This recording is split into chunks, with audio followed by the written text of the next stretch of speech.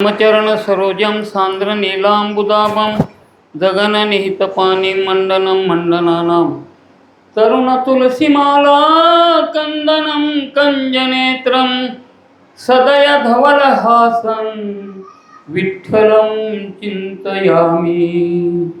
आदि नमो गजानना त्या गौनंदना जनी चरित्र गायना स्फूर्ती मिळे। ब्रह्मा विष्णू महेश पुढे नमिले सावका जय गुंत्रांचा पास खूप आहे।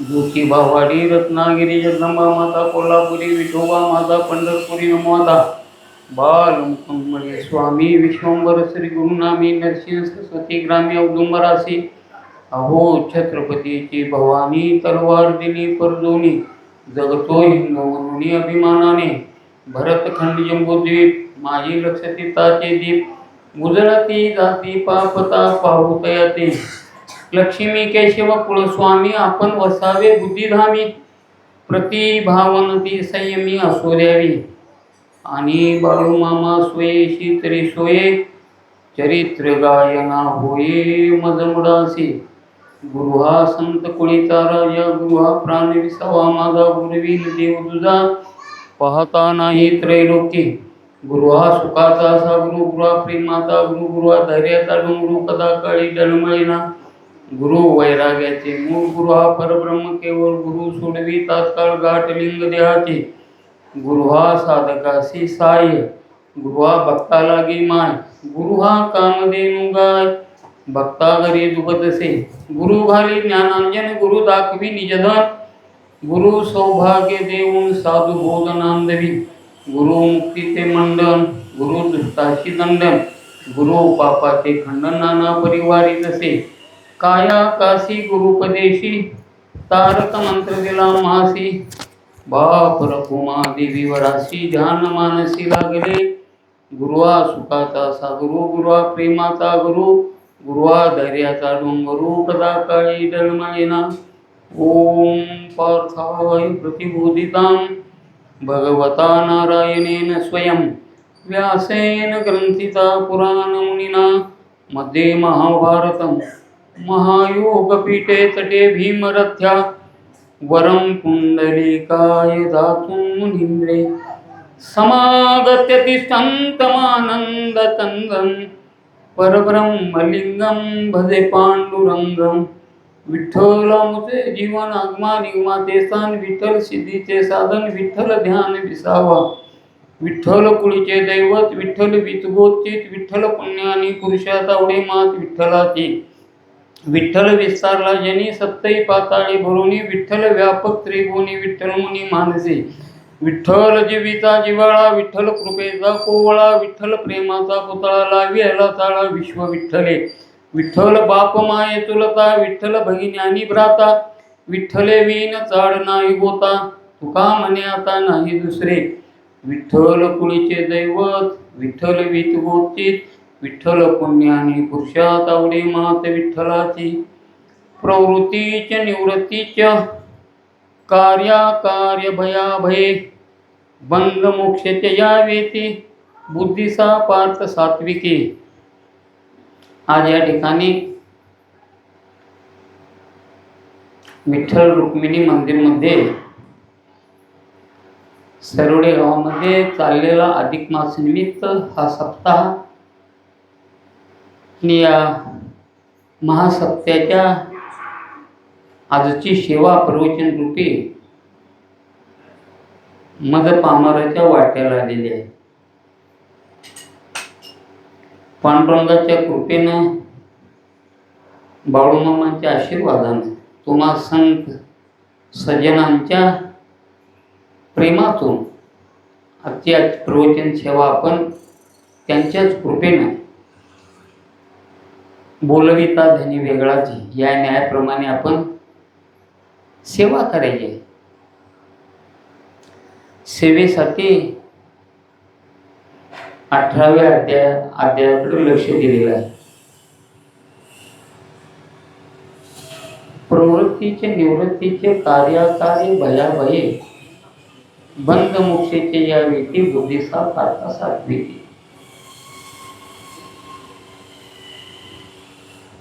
या रे हरिदासानो जिंकू कळी काळा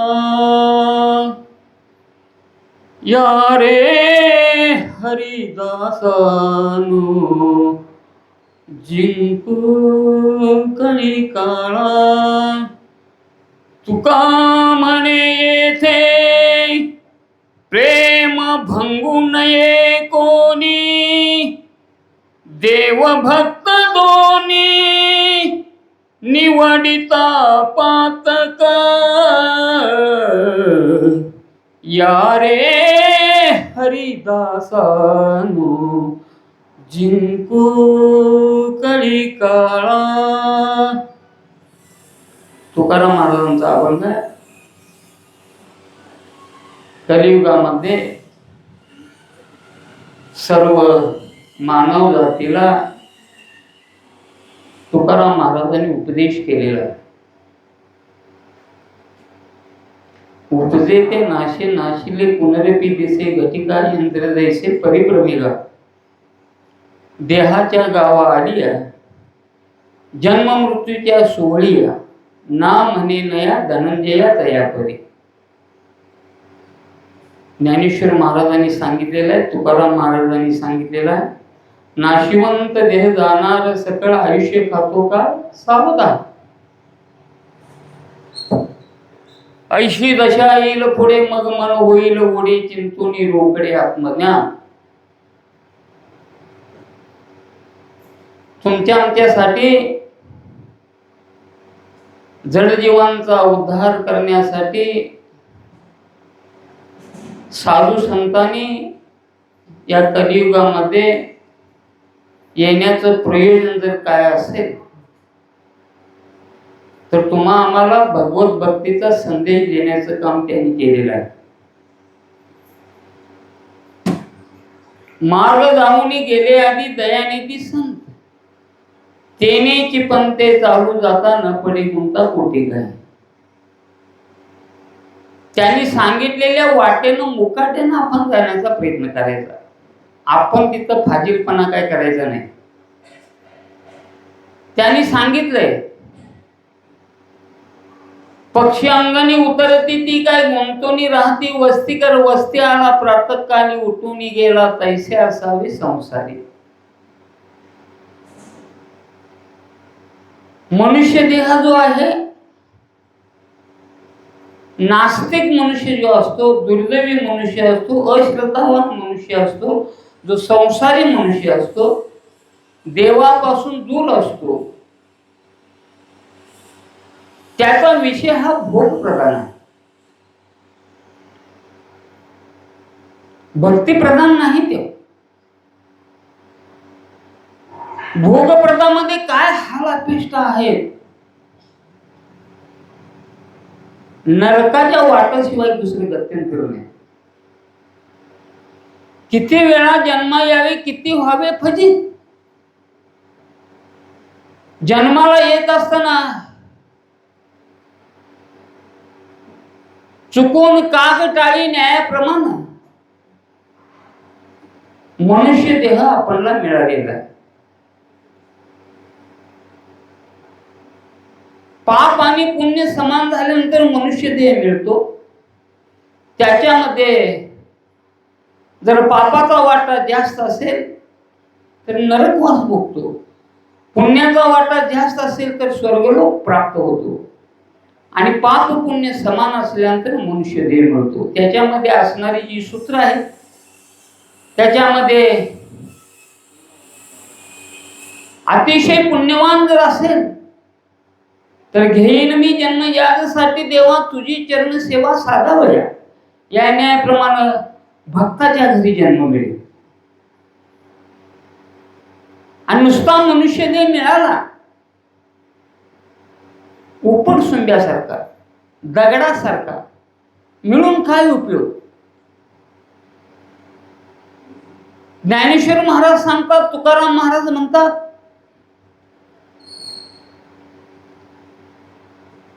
अरे म्हैशीच्या रेड्यासारखा तरुणपणामध्ये फुरफुरतोस, काय तुझ्याकडे एवढं ऐश्वर्य आहे, काय तुझ्याकडे एवढं तुझी सत्ता आहे? देवाच्या सत्तेचाच काही भाग तुला जर मिळालेला असला तर त्याच्यावर एवढा तू उन्मत्त होऊ नकोस. तू ध्यानात धर. देवे दिला देह भजना गोमटा तोया झाला फाटिकेचा. दिले इंद्रिय हातपाय कान डोळे मुख बोलाया वचन जेणे तू जुळची नारायण नासे जीवपण घोर. मनुष्य देहाला आलेल्याची सार्थकता काय आहे याच्याकडे तू लक्ष दे. यारे हरिदासानु जिंकू कळी काळा. कळी काळाच्या डोक्यावर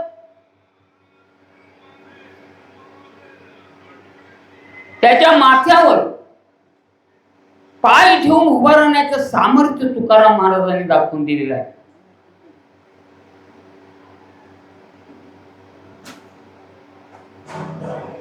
सदेह वैकुंठला गेलेले एकमेव संत तुकाराम महाराज आहेत. जिंकले त्यांनी कळी काळाला. कशाच्या बळावर? भक्तीच्या बळावर. एरवी माझे भक्तांनी संसाराची चिंता काय समर्थाची कांता कोरांना मागे. तेषाम अहम समुद्रतात मृत्यू संसार सागरात भवान मी चिरार पार्थ मया विचेतसाम. गीतेमधला अतिशय सुंदर श्लोक 12व्या अध्यायातला आहे. जन्म मरणाच्या फेऱ्यामध्ये गटांगळ्यात हात पडून राहण्यापेक्षा जर जाणत्या बुद्धीनं कुशल बुद्धीनं जागेपणानं प्रवृत्तीचे निवृत्तीचे कार्याकार्य भयाभय बंद मोक्षेच्या रीती बुद्धीचा पाहता सात्विक हा श्लोक घेतलेला. गोंदवलेकर महाराजांच्या प्रवचनामध्ये एक विषय असा आलेला होता. एक साधकाने गोंदवलेकर महाराजांना प्रश्न विचारला. महाराज, भगवंताची प्राप्ती करण्यासाठी गुरूंचा आशीर्वाद मिळवण्यासाठी मनुष्य जे मिळाल्यानंतर प्रवृत्ती मार्ग स्वीकारलेला बरा काय निवृत्ती मार्ग स्वीकारलेला बरा?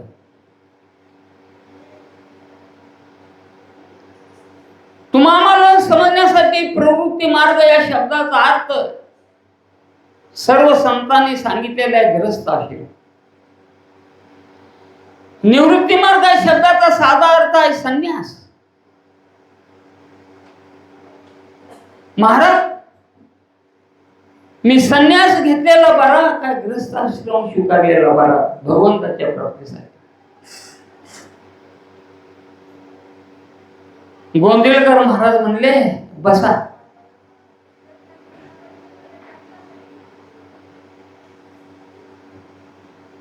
भगवंताच्या प्राप्तीसाठी ग्रस्त आश्रम असला तरी चालेल, निवृत्ती मार्ग स्वीकारलेला संन्यास मार्ग असला तरी चालेल. मात्र ज्या साधकाची वृत्ती नेहमी अखंड परमार्थाच्या ठिकाणी भगवंताच्या ठिकाणी स्थिरावलेली असते, तो त्या साधकाला देवाची प्राप्ती होते, अन्यथा होत नाही.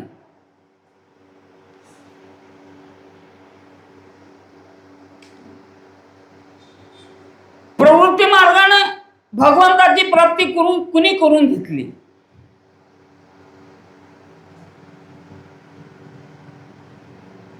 जनक राजाचं उदाहरण डोळ्यासमोर आहे.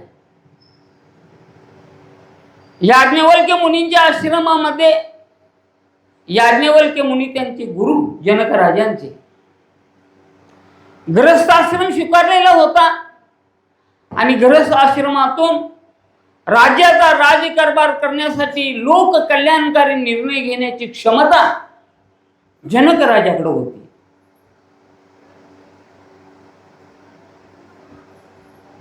कधीही जनक राजाने तुकाराम महाराजांनी सांगितलेल्या अभंगाप्रमाणे न करीवे संग राही रे निश्चल लागोने ती मळ ममतेचा, या नावे अद्वैत खरे ब्रह्मज्ञान अनुभवा वाचून बडबडते. इंद्रियांचा जे वासनेचा शेख संकल्पावरी नये मन, तुका म्हणे नये जाणीव अंतरा अंतरी या थार आनंदाचा. जय जेऊ शुद्धे उदारे प्रसिद्धे अनवरत आनंदे वर्षितीये. नेहमी डोळ्यासमोर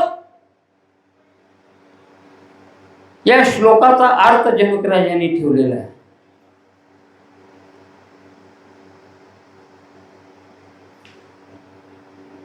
कार्य काय, अकार्य काय, कर्म काय, अकर्म काय, बंध काय, मोक्ष काय, हित कशात आहे, अहित कशात आहे, अतिशय सूक्ष्म पद्धतीनं मन बुद्धी चित्त अहंकार वृत्ती सहित सूक्ष्म रूपानं असणारी आपल्या शरीरामध्ये सूक्ष्म इंद्रिय ही नेहमी भगवंताच्या ठिकाणी त्यांची वृत्ती अखंड स्थिरावलेली होती जनकराजाची. एकदा काय झालं, मायेनं याज्ञवल्क मुनीने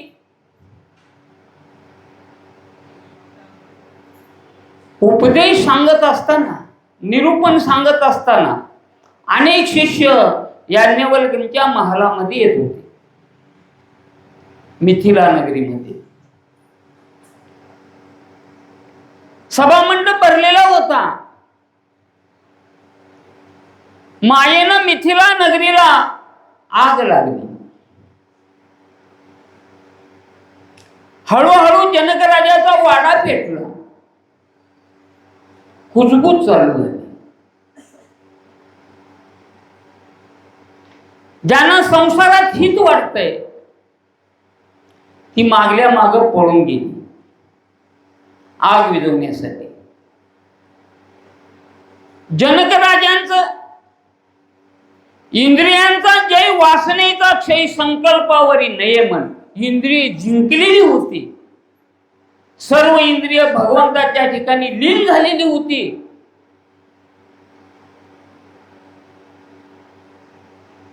एकाग्र चित्तानं याज्ञवल्क्य महाराज काय सांगतात, दुसरं कशातही चित्त नव्हतं. चित्त एकाग्र करून सगळे शरीर भगवंताच्या ठिकाणी लीन झालेलं होतं.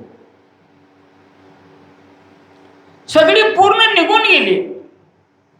जनक राजाच्या मांडीजवळ अग्नी आला तरी सुद्धा याज्ञवल्क मुनींचं निरूपण चालूच होतं. याज्ञवल्क मुनींनी प्रश्न केला, जनक राजा सावध हो, तुझ्या राजवाड्याला आग लागली, तुझ्या मांडीजवळ अग्नी आलेला आहे, सावधानता घे. ते जनक राजा होते, तुमच्या आमच्यासारखे नव्हते. जनक राजा म्हणाले, ज्याचं आहे त्यानं निघू दे, मला फक्त देवाला हाता मग कैची भय चिंता. मला फक्त देवाचं नामस्मरण करायचं आहे, देवाशिवाय मला दुसरंही काही नाही. हे जे समाज कार्य करण्यासाठी जे दिलेलं आहे ते सगळं तुमचं आहे, नाशिवंत आहे. जगन मिथ्या ब्रह्म सत्य.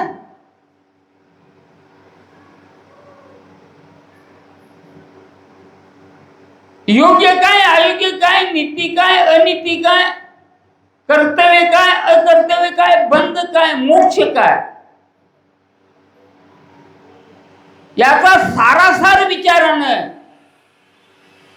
जी बुद्धी विचार करते त्या बुद्धीला शास्त्रानं सात्विक बुद्धी म्हटलेला आहे. आणि त्या सात्विक बुद्धीचा आश्रय जनक राजाचा स्वभाव धर्म सत्वगुणाने युक्त असल्यामुळं त्यांचा जाती स्वभाव भगवंताशी एकरूप होण्याचा होता. जाती स्वभाव जाती स्वभाव हा अतिशय विषय महत्वाचा आहे. याच अध्यायामध्ये भगवान उवाच नावानं 71 श्लोक आहे. 2 श्लोक केवळ अर्जुन उवाच नावानं आणि संजय उवाच नावानं 5 श्लोक. 78 श्लोकाचा अध्याय. यत अहंकारम आश्रित्य यौन इति मिथ्या व्यवसायते प्रकृती स्थान निवेशती स्वभावजन कौंतेय. ईश्वर सर्वभूतानां हृदयशर्वण तिष्ठति ब्राह्मण सर्वभूतानि यंत्रारूढानि मायेया. 59, 60 आणि 61 3 श्लोक आहेत. हे श्लोक मुद्दाम इथं मी तुमच्या समोर सांगणार आहे.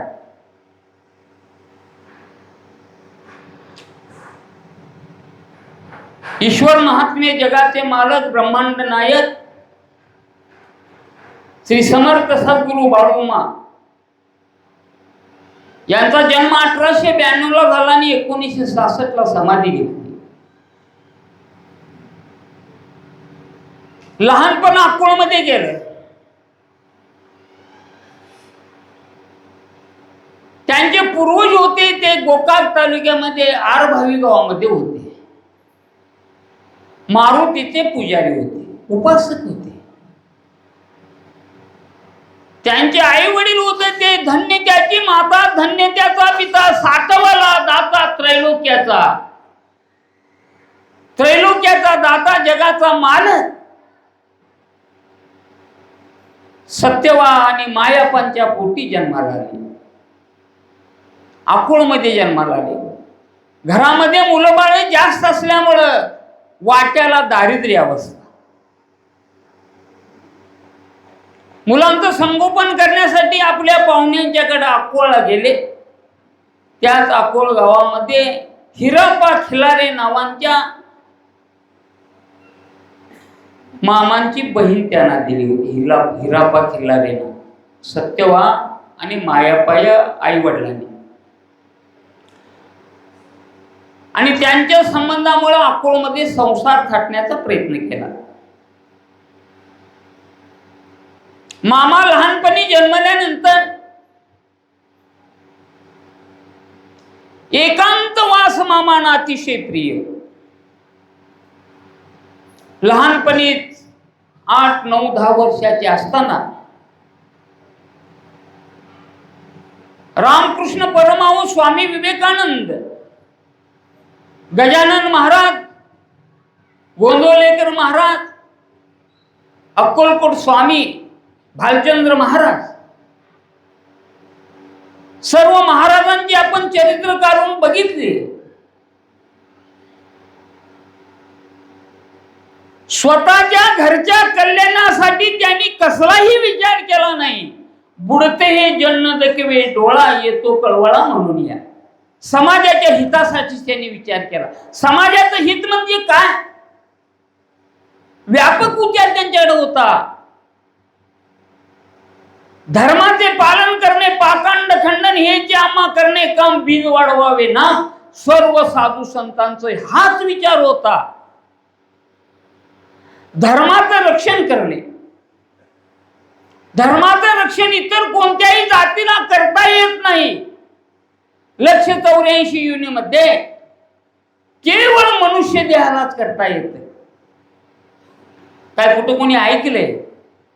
अभयारण्यामध्ये गव्या रेड्यांनी भगवंताच्या नाम संकीर्तन सप्ताह केला, सिंहाने केला, कोल्ह्यांनी केला, गाढवानी केला, कुत्र्यांनी केला. कुणी ऐकलंय? आहार भय निद्रा मैथून सर्व योनिसनी समसमान आहे. भूक आहे, झोप आहे, भय आहे, मृत्यूला भ्यायची सवय सगळ्यांना. प्रजोत्पादन करण्याचं काम सर्व योनी करते. मात्र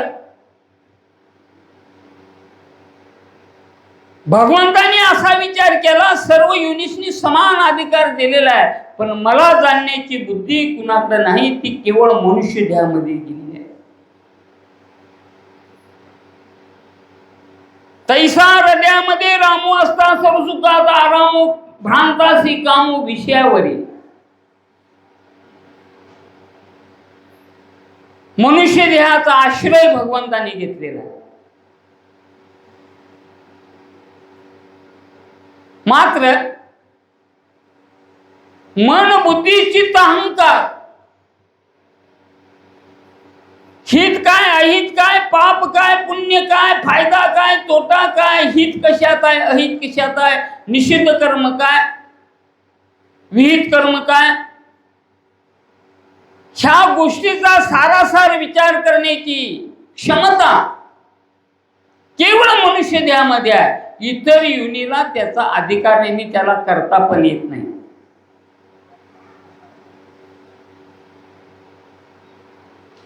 हिंदू धर्माचं रक्षण, भागवत धर्माची पताका केवळ वारकरी पंथ सांभाळते असं माझं ठाम मत आहे.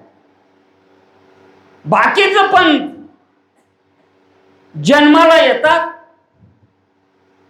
ठराविक कालामध्ये स्थिरावतात आणि नाश पावतात. ह्या वारकरी संप्रदायामध्ये केव्हापासून ही परंपरा चालत आलेली आहे.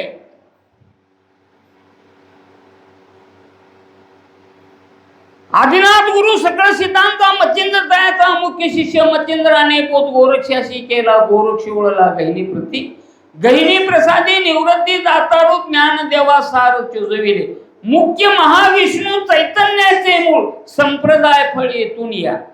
बाबाजी आपले सांगितले नाम मंत्र दिला रामकृष्ण हरी. कृतयुगामध्ये, त्रेतायुगामध्ये, द्वापार युगामध्ये, कलियुगामध्ये जुनाट जुगादीचे नाणे बहुत काळाचे ठेवणे लोपले होते पारिकेपणे ठाव चळणे चुकविला. फार जुन्या काळापासून चालत आलेली परंपरा, फार फार फार जुन्या काळापासून.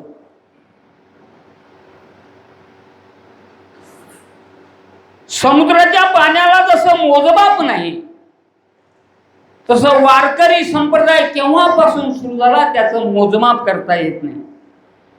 फार जुन्या काळापासून, जगाच्या निर्मितीच्या अगोदरच्या काळापासून वारकरी संप्रदायाची सुरुवात झालेली आहे.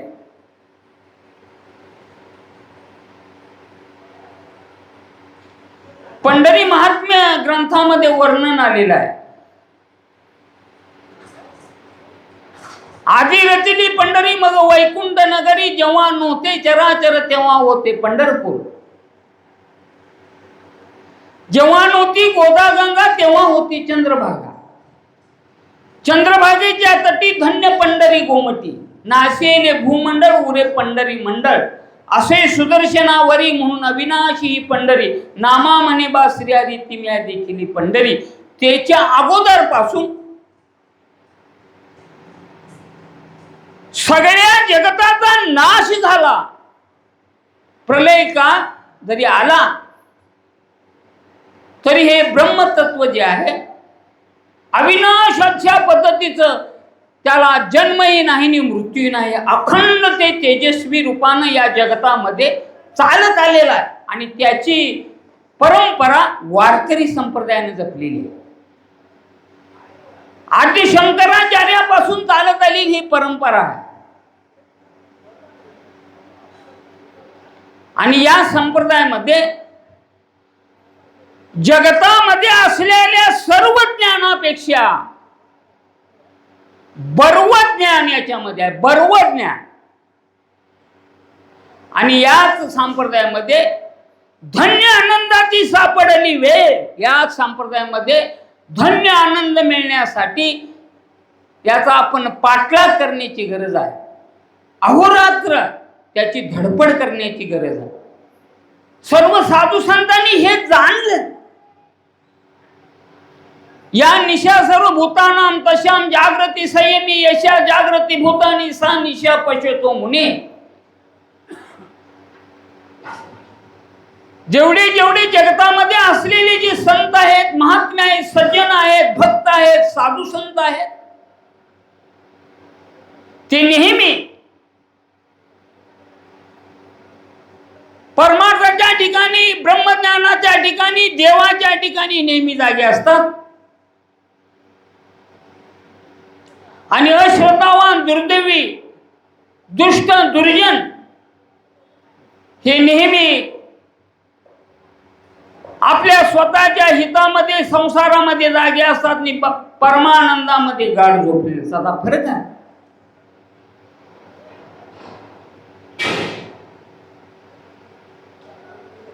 फरक ओळखायचा असला तर काय आपण करावं लागेल? सर्व साधू संतांची चरित्र आपल्या डोळ्यासमोर ठेवणं गरजेचं आहे. चरित्र ठेवायची डोळ्यासमोर.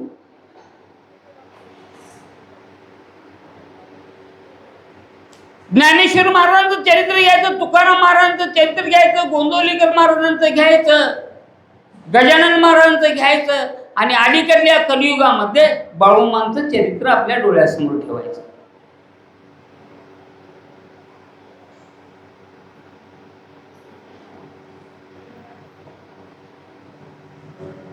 स्वतःच्या गोत्रजांच्या बद्दल कधीही त्यांनी सुखाचा विचार केलेला नाही. काही ते करू शकत होते, काहीही. मामा म्हणायचे, अरे पापणी उघडझाप करायला जेवढा वेळ लागतो तेवढ्या वेळेत या सगळ्या जगाचा नाश करायची ताकद बाळू धनगरच्यात आहे म्हणायची. पण या जगामध्ये पृथ्वी तलामध्ये असणारे साधू संत भक्त फुकट मरतील. क्वचित प्रसंगी आनंदी असल्यानंतर मामा आपलं वर्ण सांगायचं. कुणी जाणून घेतलं तर बरं.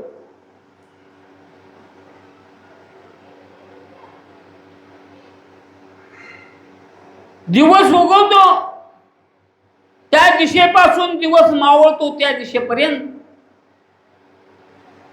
माझ्याकडे येणाऱ्या प्रत्येक मानवानं संसाराचं दुःख हलकं करावं ह्याच्याशिवाय देवाच्या प्राप्तीसाठी एकानंही मला विचार नाही असं मामा सांगायचे. एकानंही विचारलेलं नाही. मुलीचं लग्न व्हायचं आहे, मुलाचं लग्न व्हायचं आहे, मामा माझ्या आजार बरा कर, मामा मला संकटातून मुक्त कर, मामा माझ्या डोक्यावर कर्ज आहे, मला पैसे द्या, असं म्हणायचे. मग मामा योग्य वेळी म्हणायचे, तुझं किती कर्ज आहे? तर मामा मला 1,000 रुपये पाहिजे.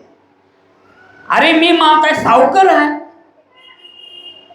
अतिशय दारिद्र्य कुटुंबामध्ये, गरीब कुटुंबामध्ये, कुठल्याही पद्धतीची आपल्या कुटुंबामध्ये चांगली परिस्थिती नसताना सुद्धा धनवान लोक, बलवान लोक, अतिश्रीमंत लोक मामांच्या चरणाशी मामा असताना सुद्धा आणि समाधी घेतल्यानंतर सुद्धा नतमस्त होतात. ते कौशल्य आहे. कशाचं बळ आहे? भगवंताचं बळ आहे. स्वेच्छा प्रारब्ध होतं मामांचं. तिही लोकांमध्ये स्वर्ग मृत्यू पाहतात. या तिही लोकांमध्ये भागवत धर्माची पताका फडकण्यासाठी स्वतःच्या इच्छेने जन्म घेत होते आणि आपलं कार्य झाल्यानंतर निघून जात होते. समाधी संजीवन त्यांनी घेतलेल्या आहे. निवृत्तीनाथ ज्ञानेश्वर महाराजांच्या सारखी संजीवन समाधी आहे. समाधी घेतल्यानंतर सुद्धा त्यांच्या कार्याचा सुगंध अखंड महाराष्ट्रभर आणि सर्व राज्यभर आता पसरायला सुरुवात झालेली आहे. येणाऱ्या लोकांच्या बरोबर जर आपण संभाषण केलं तर प्रत्येकाच्या तोंडात आहे, मी घर बसल्या मामांना बोललो, मामाने माझं हे काम हलकं केलं. कोण म्हणते माझ्या बोरला पाणी लागलं, कोण म्हणते माझ्या जमिनीचा कद्या माझ्यासारखा झाला, कोण म्हणतोय माझ्या मुलगीचं लग्न झालं, कोण म्हणतोय माझी मुलगी कॅम्प्युटर इंजिनियर झाली होती, तिला नोकरी मिळणार होती. मामाना नमस्कार केला, मामा मी तुझ्या 2 वाऱ्या करतो, 5 अमावस्या करतो, 4 रविवार करतो, आणि मामाने माझ्या पत्नीला नोकरी लागली. प्रत्येकांच्या संसारातल्या अडचणी दूर करणारं कलियुगामध्ये कोणतं दैवत असलं तर अग्रकानं एक क्रमानं बाळू मामांचं नाव घ्यावं लागतंय. आणि त्यावेळी मामा म्हणायचे, जेणे हा जीव दिला दान तयाचे करीन चिंतन, जग जीवन नारायण गायन गुण तयाचे, जो भिवरीच्या तिरीकट धरून या करी, पाऊले समती सादरी अंतरी धरून राहेन. जयाचे नाम पापनाशी लक्ष्मीशी जायची जाशी, तुहा तेज पुंजराशी सर्व भावे त्याशी तुका शरण. एखादा साधक गेला, अरे ज्यानं तुला या पृथ्वी तलावर जन्म दिला तो पंढरपुरामध्ये विठ्ठल आहे, त्याला वर्षात एक वेळा जाऊन यायचं. एखाद्याला म्हणायचं आई वडिलांची सेवा कर, एखाद्याला म्हणायचं झोपते वेळी तू दुसरं काय करू नकोस, राम लक्ष्मण भरत शत्रुघ्न सीतामाई म्हणून. एखाद्याला म्हणायचं श्रीकृष्णाचं नाव घे, एखाद्याला म्हणायचं विठ्ठल रुक्माईचं नाव घे, एखाद्याला म्हणायचं तुझ्या गावची पांढर विठ्ठल रुक्मया अंबाबाया भैरोबाई, त्याला ऊतकाडी जाऊन देवाचं दर्शन घेऊन ये. नेहमी सत्यकर्माची आस धरणारे मामा सर्व कुटुंबाचा, मुला बाळांचा, बायकोचा, आई वडिलांचा त्याग करून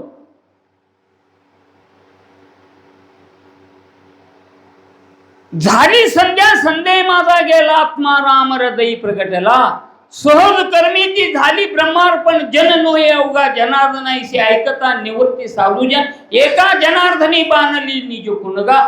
त्यांची जी सहज कर्मे होती ती भगवंताला अर्पण होत होती.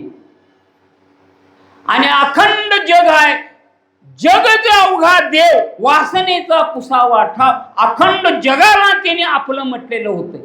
ज्ञानेश्वर महाराजांनी काय म्हटलं, अवघाची संसार सुखाचा करीन, आनंद भरीन तिन्ही लोके, जाईन गमाये तया पंढरपुरा, भेटेन माहेरा आपुलिया. पसायदानामध्ये काय म्हटलं, आता विश्वात्मके देवे येणे, वागेने तोषावे, तोषूनी मद द्यावे पसायदाने. कुणाला म्हटलं, ज्याने ज्या भावंडाचा सांभाळ केला त्यांचा उद्धार करायचं बोलले काय, ज्याने आपणला पीडा दिली त्यांचा उद्धार, सगळ्यांचा उद्धार व्हावा. काय ताकद आहे संतांच्या वाक्यामध्ये, संतांच्या विचारामध्ये. 12व्या अध्यायामध्ये श्लोक आहे, समो शत्रोच मित्रेच तथा मानापमानयो शीतोष्ण सुख दुःखेषु समसंग विवर्जिता.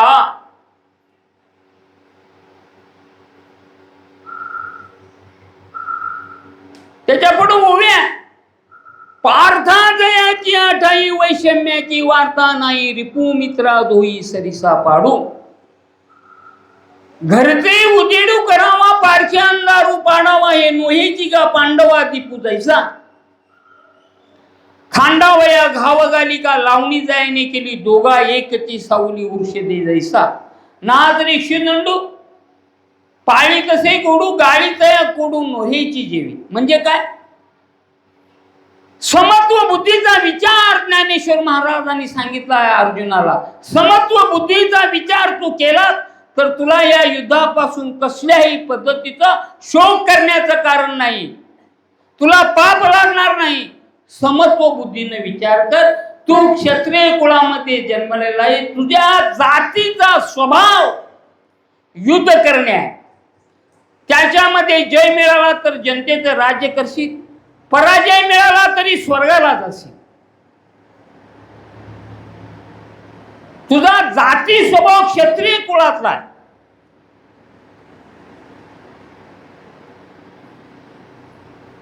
शत्रूला आणि मित्राला सारखंच बघण्याची बुद्धी तुझ्याकडे पाहिजे म्हणून सांगितलं अर्जुनाला. सोपं आहे काय,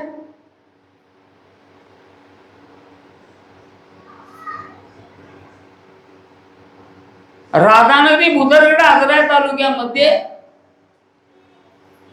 आमदारकीची इलेक्शन येईल, त्याच्यानंतर जिल्हा परिषद इलेक्शन यावी, तालुका पंचायत इलेक्शन यावी आणि सरवडे गावामध्ये ग्रामपंचायती निवडून यावी. मग बघावं राजकारणामध्ये शत्रू मानण्याची आताची पद्धत जास्त आहे. भावकीमध्ये शत्रुत्व मानण्याची पद्धत जास्त आहे. नवे नवे मारुती महाराज आणि अध्यक्ष साहेब आमच्या वारकरी संप्रदायामध्ये सुद्धा दोन भाऊ एकत्र चालत नाही. एकमेकांचं खच्चीकरण, अपशब्द, निंदा करण्याची सवय तुमच्या आमच्यामध्ये आहे आणि आम्हीच मूर्खांनी या संप्रदायाला बट्टा लावण्याचं काम केलेलं आहे. मूर्ख आम्ही आहोत.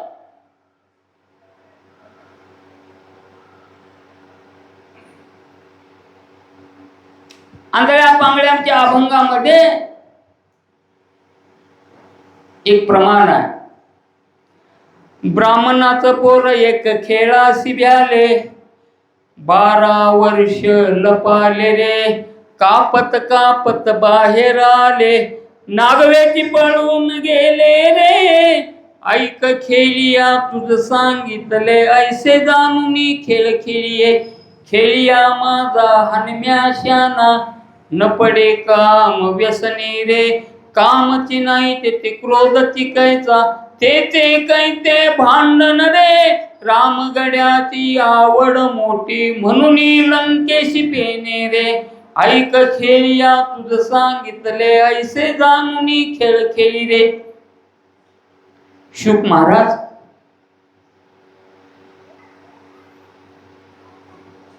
मानवाचा जन्म होण्यासाठी 9 महिने 9 दिवस लागतात. मात्र शुक मुनी आईच्या पोटामध्ये 12 वर्ष लपून राहिलेले होते. 12 वर्ष.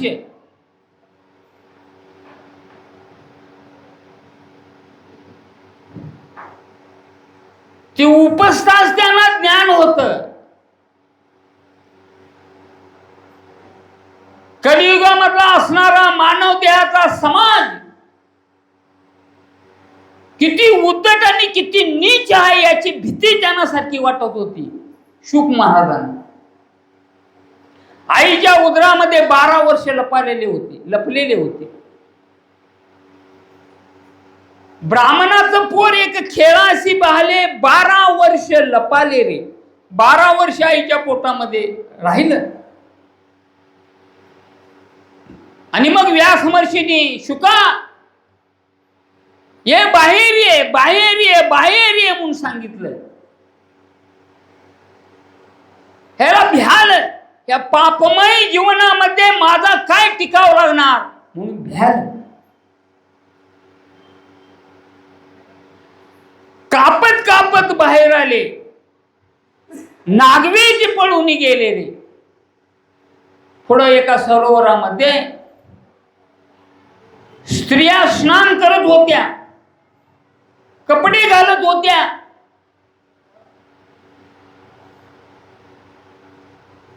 शुक महाराज तिथनं पळून गेले.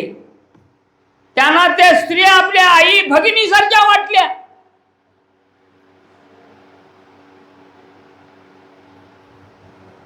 तुकाराम महाराजांनी सुद्धा तुमच्या आमच्यासाठी दंड घालून दिलेले आहेत. इतुले करी भलत्या परी परद्रव्य परनारी, सांडून अभिलाषण तरी वर्ते व्यवहारी सुखरूप.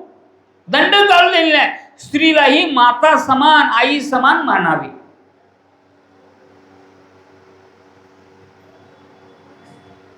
मात्र शुक महाराज पळून गेले. व्यास महर्षी पाठीमागून जात असताना थोडं कचरलं मन. अरे अरे अरे व्यास महर्षी, शुक महाराज इथून पळून गेले, आमच्याकडे ढुकून सुद्धा बघितले नाही. आम्ही स्त्रिया नाही आहेस म्हणून तू लपाला. सर्वसंग परित्याग. शुक म्हणजे सर्वसंग परित्याग, मूर्तिमंत वैराग्याचं प्रतीक. शुकासारखे पूर्ण वैराग्य ज्याचे, शुक महाराजांनी पूर्ण वैराग्य होतं. ही अवस्था जर प्राप्त झाली तर तुकाराम महाराज म्हणतात देव हाता त्याला काय अडचण नाही. सर्व साधू संतांचं म्हणणं हेच आहे. ग्रस्त आश्रम जरी स्वीकारला तरी सुद्धा मन बुद्धी चित्त अहंकार वृत्ती अखंड भगवंताच्या ठिकाणी स्थिरावलेली पाहिजे. कर्तव्य काय अकर्तव्य काय कार्य काय अकार्य काय हित कशात आहे पाप म्हणजे काय पुण्य म्हणजे काय सर्वाचा सारासार विचार करण्याची जी बुद्धी असते त्या बुद्धीला सात्विक बुद्धी म्हटलेली आहे. मामाने आपल्या कापशी भागामध्ये फाल्गुनमध्ये एकादशीला सप्ताह करत असताना महाराष्ट्रामधल्या नामवंत ख्यातनाम सज्जनांना मुनींना मामा निमंत्रण द्यायचे. म्हणायचे मामा अरे बाळू धनगरचा सप्ताहामध्ये वैकुंठात तू सप्ताह नाही स्वतः मामा करायचे सप्ताह. म्हणायचे मामा पांडुरंगाच्या सप्त्यामध्ये देव येतो. काय येतो? देव येतो. आणि आकाशवाणी झाली होती म्हणून मामाने सत्याचं प्रयोजन केलेलं होतं. मामांच्याच समतोल विचाराचे असणारे यमकंठ मंडलीचे हरिकाकांना गोंदूकुपीच्या जयराम महाराजांनी निमंत्रण दिलं. जयराम पाटील तुम्ही जावा यमकंठ मंडलीच्या हरिकाकांना सत्याला याय सांगा. बाळू धनगरी सत्याला याय सांगा. वेदशास्त्र संपन्न यमकंठ मंडलीचे हरिकाका ब्राह्मण होते. मामांच्या सप्त्याला आले. फाल्गुन वद्य 7 दिवस सप्ताहाचा मामा मंचकावर बसून राहायचे. गुडाकेश म्हणून अर्जुनाची ख्याती आहे. निद्रेला जिंकणारा अर्जुन मामा सुद्धा 7 दिवस झोपत नव्हते. मंचकावर बसून असायचे. मात्र त्या परिसरामध्ये किंवा जगतामध्ये कुठेही काय चाललेलं आहे याची साक्ष मामांना व्हायची. नवे नवे बकऱ्यामधले कारभारी काय करतात याची साक्ष सुद्धा बकरी मामांना सांगायची. काय ताकद असेल. मी जो येते दिसे तो धरणीपूर्वी असे किंवा नसे बोलू नये. मामा जन्मे धनगर परिशेषाचे ते अवतार अधिकारी ते सद्गुरु ज्ञानी पूर्ण कपट निंदा चाहडी नजर परस्त्रीवरी निदडी तया बाळू मामांची चावडी चुकेची ना. मी आकाशाशी केले मी वायूशी वाढविले अग्निके चेतविले निर्मिले पाणी. तुझ्या सत्तेने वेदाशी बोलणे सूर्याशी चालणे तुझ्या बळे ऐसा तू समर्थ ब्रह्मांडाचा धनी वर्म जाणून शरण आलो. मेघाने वर्षावे पर्वती बैसावे वायूने विचारावे तुझ्या सत्ते ऐसा तू समर्थ ब्रह्मांडाचा धनी वर्म जाणून शरण आलो. नामा म्हणे काही न आले साचार प्रभू तू निर्धार पांडुरंग. आकाश सर्वत्र वसावे वायूने उगेवरी नसावे पावके दहावे वर्षावे जळ पर्वती बैसकान संडावी समुद्री रेखा ओलांडावी पृथ्व्या भूतेवावी ही आज्ञा माझी. म्या बोलविल्या वेदू बोले म्या चालविल्या सूर्य चाले म्या हलविल्या प्राण आले जो जगाते चाळीता. जो ऐसा समर्थू तो मी जगाचा नातू आणि गगना ऐसा साक्षी होतो तो मीची. काय कर्तृत्व मामांचं आहे. श्रीकृष्ण परमात्म्यांचं चरित्र आणि मामांचं चरित्र साम्यत आहे. मामांचे गुरु मुळे महाराज. मुद्दाम सांगायला लागले मामांच्या पेक्षा 23-24 वर्षाने मोठे.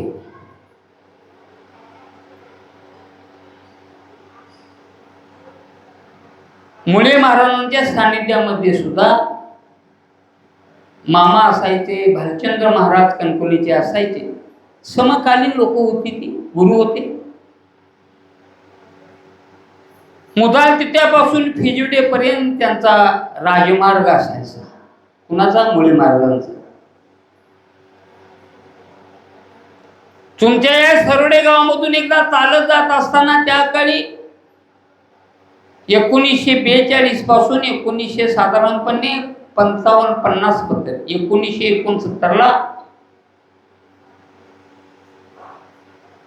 नाही 1949च्या दरम्यान त्यांनी समाधी घेतलेली होती. 22-23 वर्ष अगोदर. मुदाळ तिट्यापासून फिजिडियापर्यंत चालत जायचे.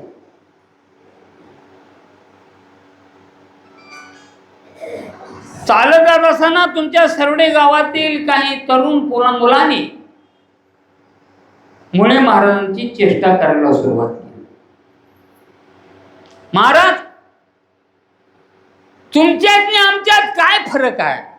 तुम्ही आम्हाला मटण खायला आणि दारू प्यायला पैसे का देऊ नये? मुळे महाराज म्हणले, ठीक आहे, ह्या पोरांची जरा गंमत करायची. मुळे महाराजांनी त्यांना पैसे दिले. त्यातल्या एका पोरानं म्हटलं, महाराज तुम्ही पण आज सरवड्यामध्ये जेवण करूनच मग फिजिवड्याला जावा. मुळे महाराज म्हणले, मी थांबत नाही, मी निघालो, तुमचं तुम्ही हे पैसे घ्या आणि या पैशाचं काय तुम्हाला करायचं आहे ते करा. सगळ्यांनी ठरवलं, मटण आणलं आणि एका बाईच्या घरी बुट्टीमध्ये फडक्यात बांधून झाकून ठेवलं आणि मसाला वगैरे काय काय आणायसाठी जेवण करायच्या नादात लागले. सर्व दुकानातला बाजार आणला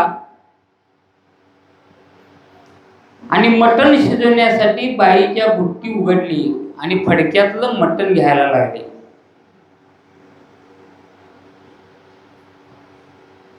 काय गुरूंच्या ठिकाणी कर्तृत्वम शक्ती असते बघा. ज्यावेळी मटण घ्यायसाठी ती बुट्टी उघडली, फडक्यातलं मटण घ्यायला लागले, त्यावेळी त्या फडक्यामध्ये मटण नसून त्या फडक्यामध्ये चाफ्याची फुलं तयार झाली. चपरात बसली पोरस. मुळे महाराजांची थट्टा करायचं सोडून दिले.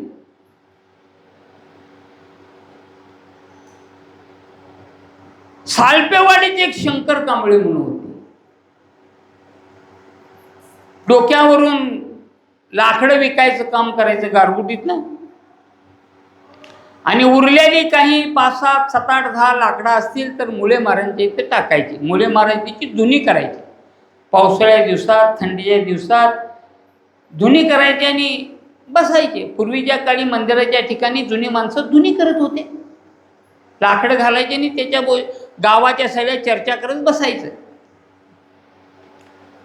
शंकर कांबळे रोज लाकडं टाकायचा उरलेली.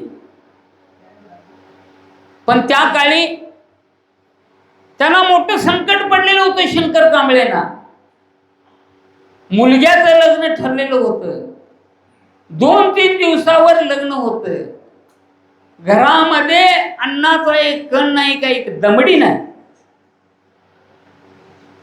पण महाराजांना बोलायचं धाडस होईल. महाराजांनी ओळखलं त्याचं अंतःकरण मुळे महाराजांनी,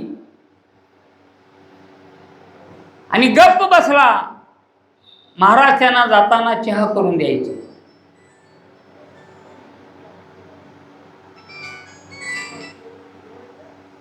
शंकर थांब म्हणाले, मला बी जरा तुझ्याबरोबर बाहेर यायचं आणि जरा पाय हलकं करायचे. म्हणून मुळे महाराज पण त्यांच्याबरोबर चालत गेले. थोडं गेल्यानंतर एक ओतड होतं. वताडामध्ये एक लहानसं कुत्र्याचं पिल्लू मरून पडलं होतं. अर्ध मुर्द कावळ्याने खाल्लेलं होतं. कावळ्या कुत्र्याने खाल्लेलं होतं. अरे शंकर, तुझ्याकडे पोता आहे ना, तर ते कुत्रं घे तुझ्या पोत्यात. गुरुनी सांगितलेलं शंकररावाने ऐकलं निमुटपणे. अर्धवट कुजलेलं कुत्र पोत्यात मारलं, पाठीवर मारलं आणि आता म्हणले तू जा, काय सांगाय नाही, जा म्हणले. झपाझपा पाय टाकत चालले शंकरराव कांबळे. दुर्गंधीचा वास येत होता पोत्यातून. घरात गेले आणि पूर्वी लगीची घरं होती, पडवीवर ते गटर टाकले. बायको म्हणाली, रोज महाराज आपले पती हात हलवत येतात, आज पोत्यातनं काय आणले बघूया. आणि ते हातपाय धुवायला गेले. बायकोने ते आपलं पोतं उघडलं. मुळे महाराजांचं कर्तृत्व सांगायला बाळू मामांची गुरु मुळे महाराज. पोतं उघडून बघितलं, आत सोन्याच्या लगडी. बायको म्हणाली मोठ्याने, अहो आज कुठं चोरी बिरी केली सा काय? सोन्याच्या लगडी आहेत पोत्यात. काही बोलणार नाही शंकरराव. हातपाय धुतलं. मुळे महाराजांचं स्मरण करत राहिला. सकाळी उठला आपलं कामधंदा केला, लाकडं घेतली आणि मुळे महाराजांच्याकडे गेला, उरलेली लाकडं टाकली आणि मुळे महाराजांना साष्टांग दंडवत घातला. मुळे महाराजांनी त्याला एकही शब्द पुढे बोलू दिला नाही. शंकरराव असं कर, मुलग्याचं लग्न आणि 4-5 दिवस पुढे ढकल आणि भाऊबंद पै पाहुणं त्यांना त्यातलं सोनं ऐकून यथेच्छेपैकी त्यांना भोजन वाढ. हे गुरूंचं काम आहे. हे काय गुरूंचं काम आहे. एकदा मामांच्या ठिकाणी भीमराव विठ्ठल गळतके म्हणून एक मुलगा होता, धनगर समाजाचा होता. कर्नाटकात बकरी असताना मामांची बकरी